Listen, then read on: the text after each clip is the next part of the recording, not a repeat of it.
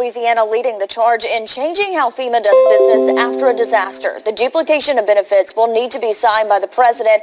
And joining me now, Senator Bill Cassidy. Thank you so much for coming in this morning. Mallory, thank you for having me. Can you tell us where we are in this process? Yeah, I'm so pleased to be able to tell the folks affected by the great floods of 2016 that the duplication of benefits has been addressed.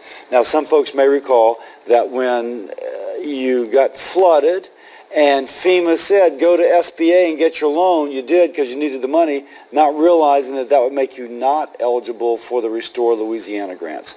That's been changed. You can now go back to the Restore Louisiana and have that addressed. It was a lift. It's been 2 years, but we worked it, and it's good news. Are we still trying to get it through the House right now? No, it is signed into law. Okay, perfect, wonderful. Moving on now, you said earlier this year that you thought that Justice Brett Kavanaugh, it would be no issue getting him confirmed whatsoever.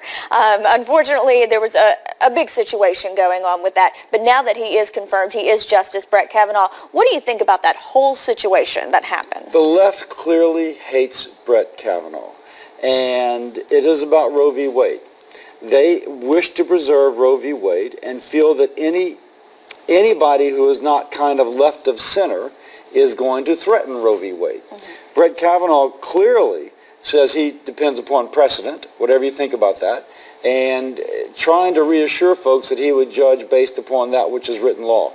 Nonetheless, obviously, Dr. Ford's testimony was found. What I found convincing was that Dr. Ford's best friend said she never remembered the events that she supposedly was at, as well as all the other people who were supposedly there said they had never seen the events.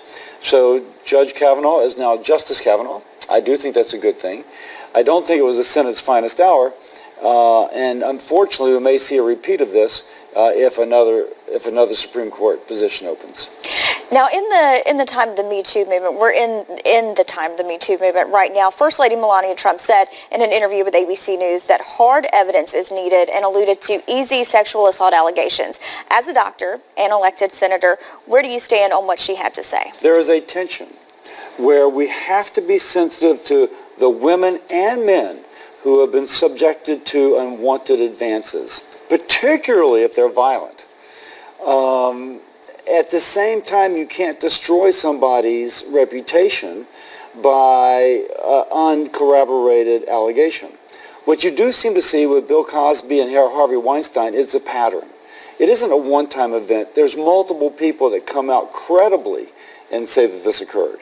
With Justice Kavanaugh, the only two others that came out were easily disproven.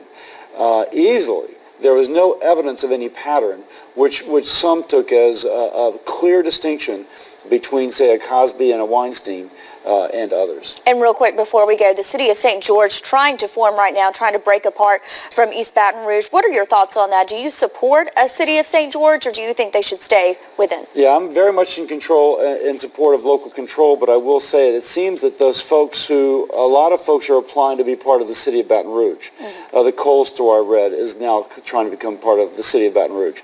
Obviously, that's going to erode the tax base. You can only support a community if you have a tax base. If all your big tax base payers are moving into the city of Baton Rouge, it makes it a more difficult proposition. All right, Senator Bill Cassidy, thank you so much for your time this morning. Thank you, Molly.